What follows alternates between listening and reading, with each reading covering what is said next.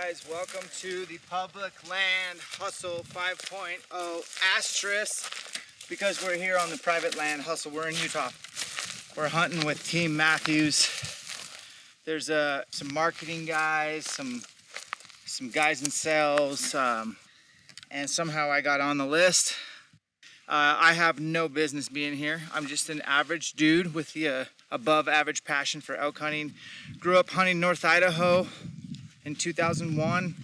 Never missed a season. Here we are, 2024. This is a cool place where you've seen guys like Dudley, Rogan, Haynes, Jocko. Guys have hunted here before. It's a special place. It is like Jurassic Park. We're gonna have more bulls than cows. We're gonna have bugles, so many bugles for you.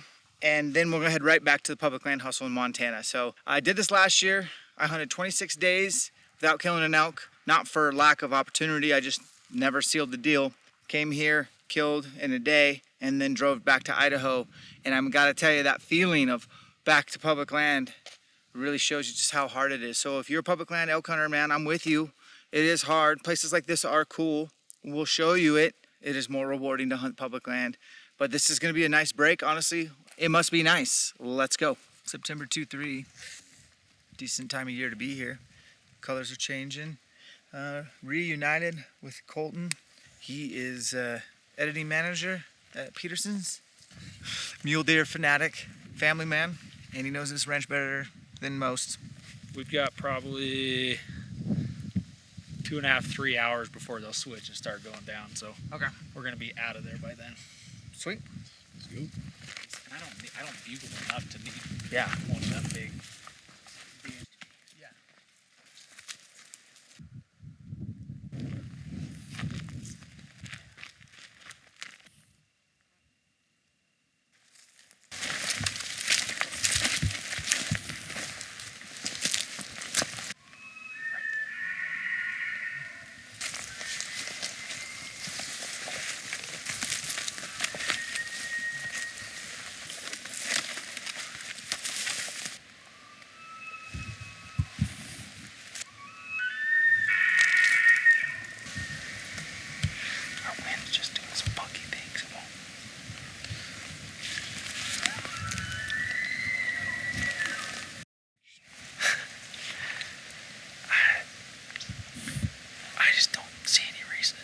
Shot here.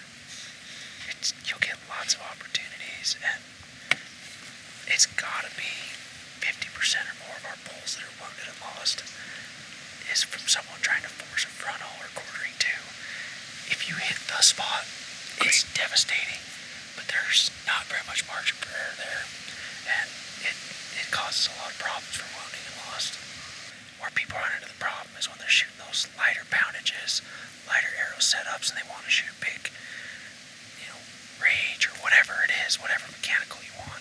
You just don't get the penetration with them, and that's where people run into a lot of problems. I mean, you can't argue that a fixed blade is going to out-penetrate a mechanical. And, when you get that extra penetration with those lighter poundage bows, that's what you need. I mean, you're going to get both lungs instead of one lung. That's the difference between a 1.5 to 2 mile track job and a 100-yard track job. It's all good. Yeah, you see the bull? The bottom. Oh my God. Look at those fronts. Oh my God.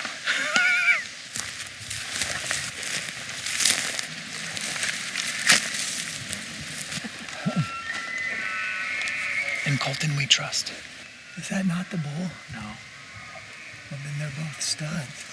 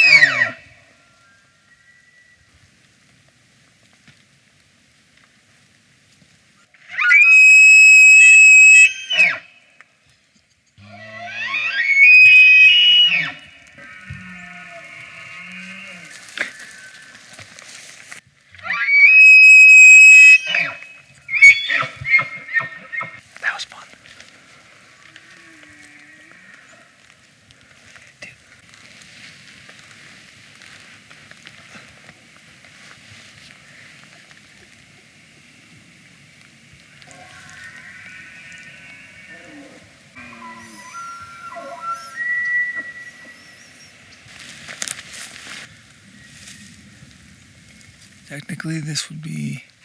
I have one full day here. I have an evening and a morning, and now I have an evening.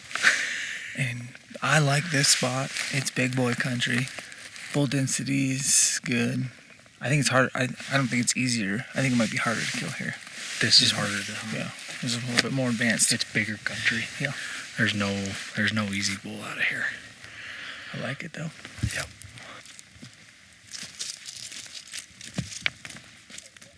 First full day. We're gonna hike past the elk that we watched patiently yesterday. Here we go.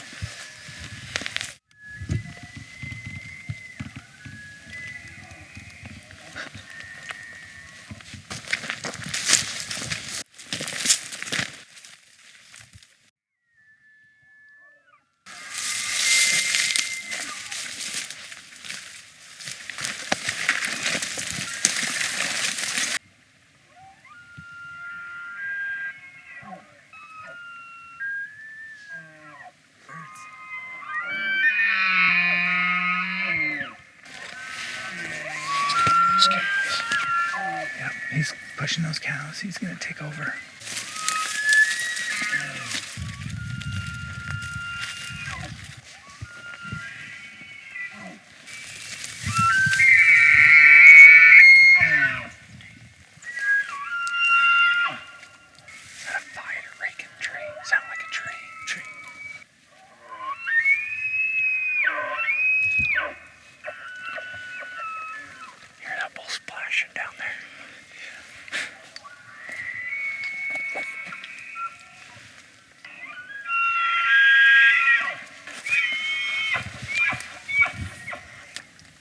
Sneak up after you've called a little bit, maybe.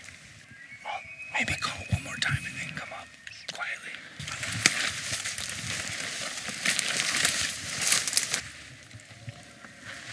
Yeah, you're right here.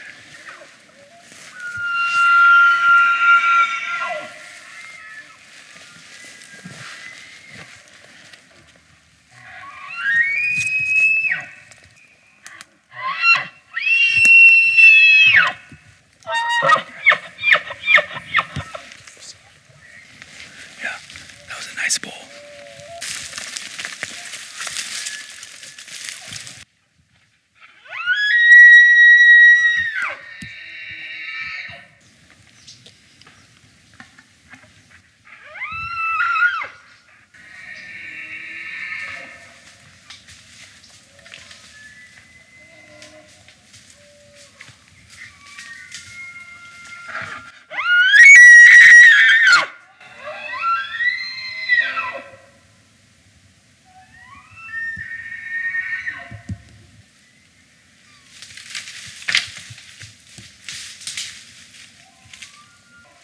Did you get that 5x6 on video? Coming across here.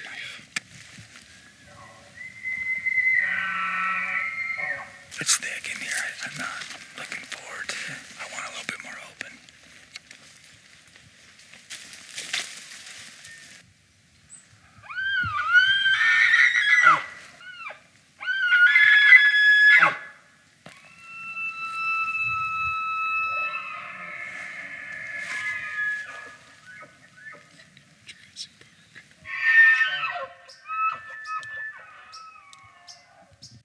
I've never killed on that side with an archery hunter. Okay. But in fairness, I haven't hunted it that much either. Yeah. Well, I tell you what I don't want to do. I don't want to be where we were this morning, that thick shit. Yeah.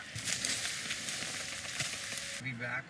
That was kind of what I was thinking. We'll go back, we'll grab lunch real fast, and turn around and jet back out.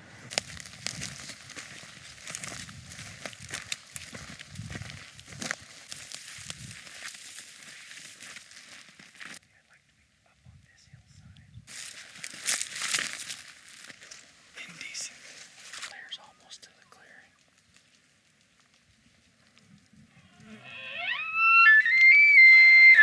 Oh, there he is. There he is.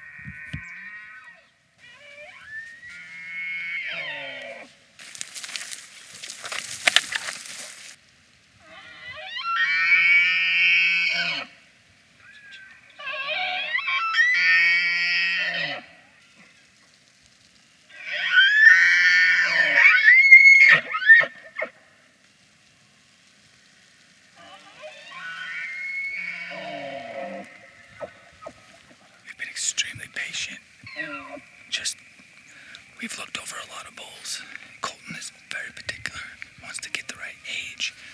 And so you gotta kind of stay back until you find a bull you want to hunt. I think we found one, but he's across the canyon. We've had some great interactions. The bull I like the most is the one that was up in the wallow up here. He had giant thirds. He's a pretty cool bull.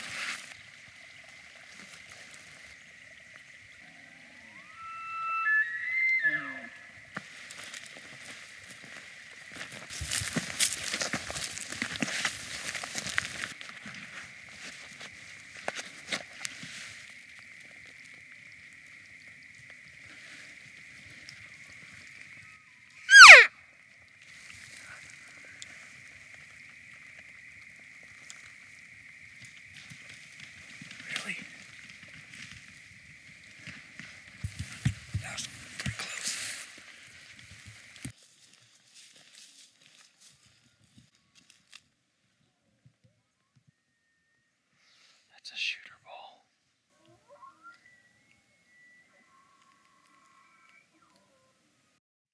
This ball here might be playable.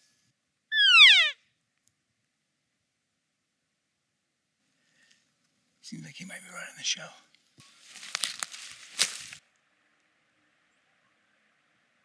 Holy shit.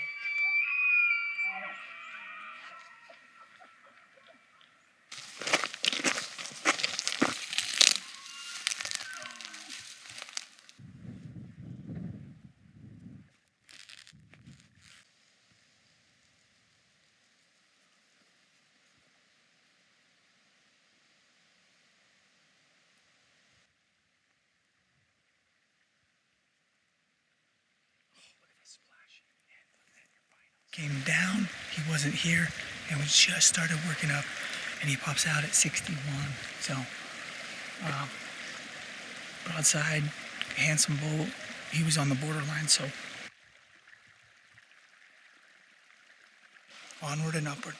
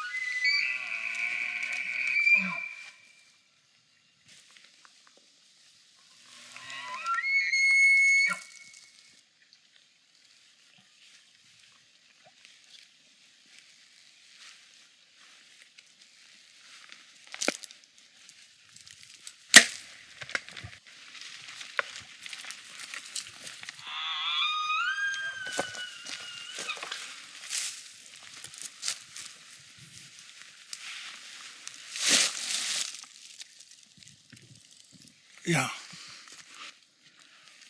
The shot broke. I hit him. We are interrupting this private land hustle video to bring you the god-awful truth. So, you didn't quite see that shot on camera, but I'm kind of glad you didn't. That bull, 55 yards is what I shot him for. He was probably 49 and a half, maybe 50. So I put that arrow high, too high. I hit just the edge of the scap and shooting a pretty heavy poundage bow. It is 80-pound bow, 450 grain arrow, and I was using the Micro Hades 3-blade. It's a chisel tip, 125 grain.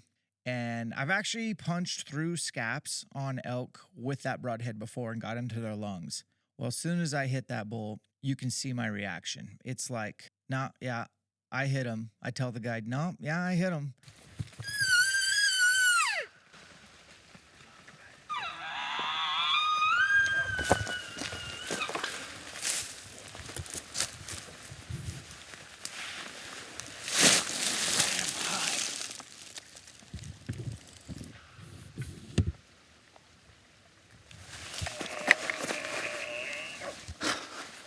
I'm done.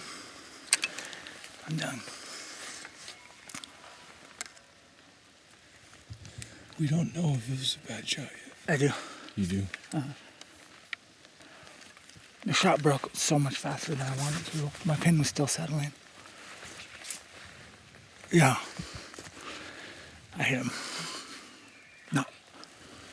I'm not pumped about it. Sorry, Colt.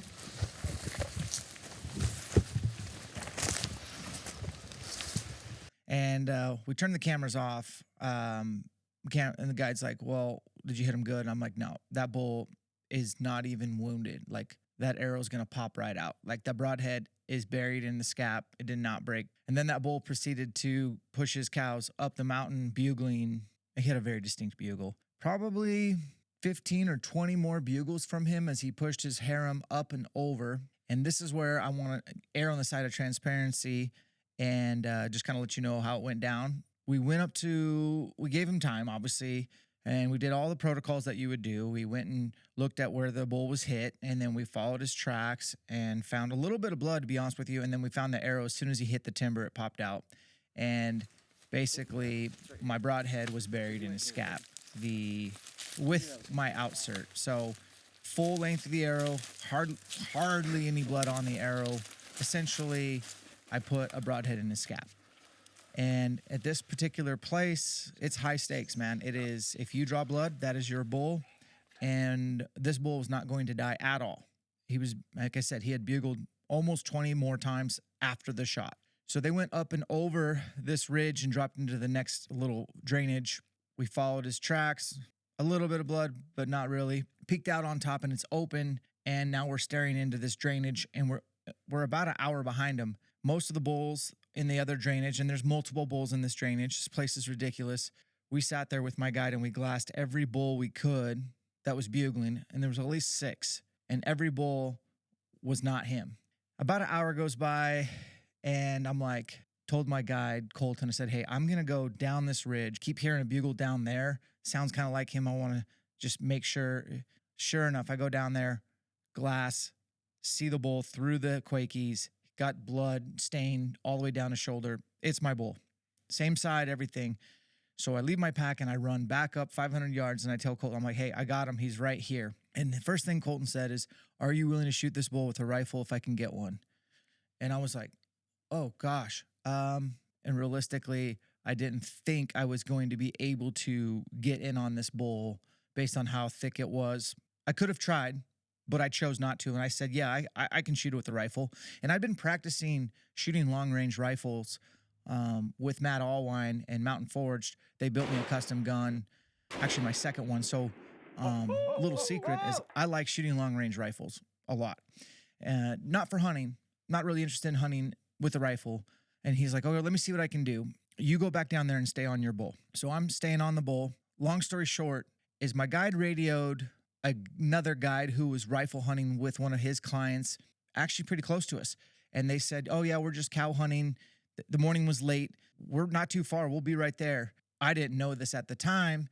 But the client is a guy named Andy Stump, who owns the Cleared Hot podcast. And Andy and I have a rich history. Andy taught me my level 2 CrossFit certification in 2007 or 8. And I distinctly remember meeting him and then watching him kind of over time depart from CrossFit, do a bunch of base jumping, squirrel suits. He's a former sniper, Navy SEAL sniper, and he'd be the last person to tell you that. But the guy knows how to shoot.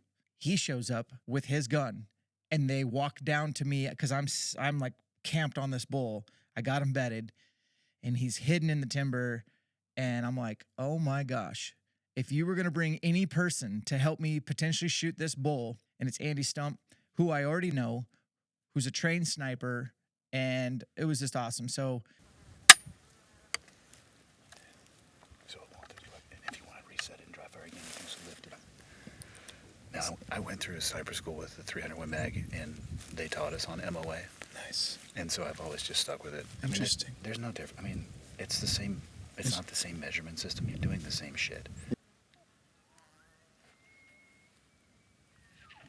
what ended up happening was this bull got up and I was set up, and he finally gets up and he comes to an opening, and I got the range. Andy helped me dial it. He helped set up everything. The gun is stable. I'm dialed to the exact yardage, just like a bow, and I'm squeezing the trigger, and the gun doesn't go off because it doesn't, and I wasn't going to punch it. And it was only like a 400-yard shot, and he ends up going into the timber, and I let go of the trigger, and then we lose him. Dope. You can just see his ass. Hold on a sec. There you go. We're dialing. You'll be able to see just his ass end. It's all right. I was literally about to squeeze. Okay. And I would say my guide eventually, Colton, found the bull bedded, and it is the all-time greatest spot ever. Isn't that a elk?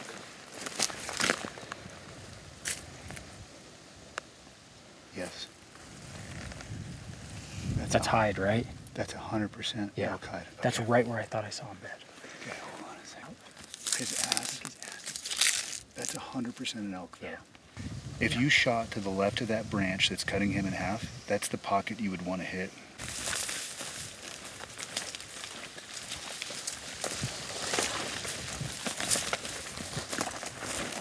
To the right of the big pine. Okay, so the biggest pine, there's a small gap and then another pine. He's in between those Yeah, he's two. in the goalpost. Yeah. That close to where you think you saw him going directly to. I'd put it low. I would do. Yeah. See how you... All right. It was tapped it a bunch, but as you back out, you'll be able to see him clearly. I don't know how he found this bull with the spotting scope, but he found like a little tuft of hair, and he's like, that looks like a bull to me. And we ended up changing angles on the steep mountain because it's really steep down, really steep across, and we were slightly lower than him, but he was able to pick an angle and see that the bull was laid up, and we could see a little bit of blood, so we knew it was him, and we could tell after a long time studying him the way his body was positioned. And there was a lot of downfall brush and a couple of big logs over him, but there was just this like pie plate window opening to his vitals. And so Andy helped set up the gun. I did a few dry fires, and I was able to jack in a shell, dial the exact yardage. And Andy said, this is a dirty shot. This is a real dirty shot, but it's very doable. I could do it. I think you might be able to do it. Okay. So anyways, long story short is I really controlled my breathing. I got the parallax. I got the scope dialed all the way maxed. The crosshairs are in that pie plate, and they're not moving much. It's not floating much. And I said, okay, I'm going to send it. So I took it off safety, laid prone, squeeze, squeeze, squeeze, squeeze, boom. Aim an inch right. We're under 300 yards. Okay. Drilled him, I think. Hit. Put another one. Reload. That was definitely a hit, though. We hear the whop, and Colton's like, he just jumped up. And then we're all just sitting there staring at every possible exit in this thick quakey patch, and we never see him go down. So we give the bull about a half hour, and then my guide Colton and cameraman Jeff say, you guys stay here and watch to see if we bump him or exit. We're going to go down, over, and I'd say about 30 minutes later, I heard woohoo! And so that was his pocket, and he was all compressed, and you hit that in the pocket. And honestly, it was floating very little. And it's always gonna float. You can't make it not float. It's just right in there. We got it all set up, and then we moved 3 times. Probably, yeah. And then this last one, he's like, oh, I wasn't gonna take the shot. We were gonna try to get him to stand up. And then that was gonna be kind of a rodeo, which I hate. And then he's like, no, there's a pocket. And then I was like, Which also could have turned into a rodeo, but yeah, but that was. if we're being Oh, honest. we've been in the rodeo for about 3 hours now. This is all my fault. So the summary is just make a good fucking archery shot, and you don't have to do this shit. But Archery's a game of inches, man. I'm just glad you're here, man. Like, I Yeah. thank you so much. Like, Oh, unbelievable experience. happy to be here. Send the other guys over. And the bull was down. We walked up to him. It was right in the lungs. The bull went 6 yards and nosedived into the dirt, and it was incredible. And it was also like, I think a lot of guys would be unashamed, and I would be lying if I said I didn't feel like I cheated on my bow. So I guess I'll just say, I want you guys to know what really happened. We didn't really film much of that rifle stuff, and we didn't also want to make it look like, this was a bow kill. We did a podcast about our recap of the public land hustle, and we skimmed over this because we had plans to podcast with Andy on his podcast or mine and go through all the details and just share that story. But if you hadn't heard that one, you're going to see this for the first time. So I want to make darn sure you know this place is the most incredible place I've ever elk hunted. It's not chocked full of giants, but it's chocked full of so many bulls. You hear so many bugles. Every drainage has a dozen bulls in it, it seems like. And they're big drainages. It's nasty country. This place is expensive to hunt, and it's a place that I probably don't deserve to be. And if you had told me, Dan, do you want to go down to Utah, wound a bull, and then shoot it with a rifle during archery season in September, I'd probably pass. But that's what happened. And you can do that because this is a private land hunt. And the tag is like a landowner tag, essentially, where you can use any weapon. This was all done legally, but we're just staying transparent. I put a broadhead in his scap, and he didn't even seem to have much of a limp. And so had I aimed or dialed to the right yardage, probably would have double lunged him. I just basically hit high and hit shoulder. If you've done that, it sucks, and you owe it to the animal. If this was public land, I probably would have kept hunting and been like, okay, that bull's fine. He's going to be... And I knew it as soon as I hit the bull because I saw the arrow just dangling completely, barely in him, and all of my arrow dangling. And then that arrow came out as soon as he hit in the timber and went up against a tree. That popped the arrow out. So I suck at archery. No, bow hunting and all hunting's not perfect. Let's go home. Like, he's fine. He's bugling up the hill 8 more times.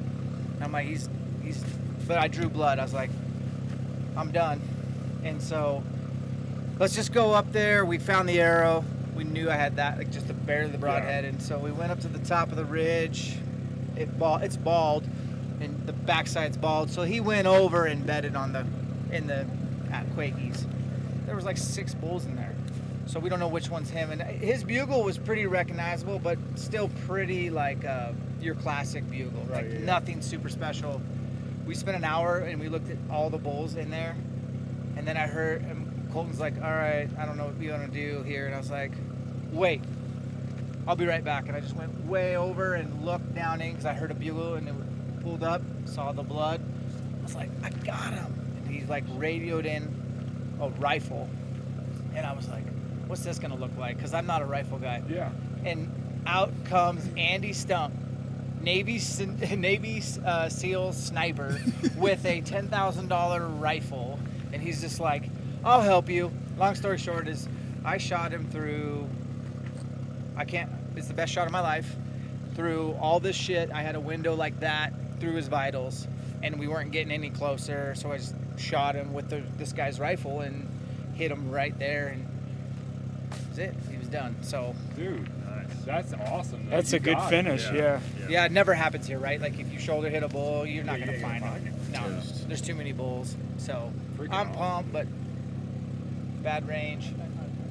Yeah, Rookie. but that happens. You think you just ranged past him? I ranged past him because Colton's like, "What did you just shoot him for?" I was like, 55. He's like, "No, dude, you should have been like 50," because he was standing right there, and I was like, "Oh, Yeah. So, it's good, live and learn." But It's so, but elk hunting's so fast paced, dude. You get like click, and Yeah. you don't have time to sit there and like, I know. just He was full alert too, which I don't like shooting. Full Yeah. alert. 35 yards, yeah, maybe. They can yeah. hear you. They still have time to.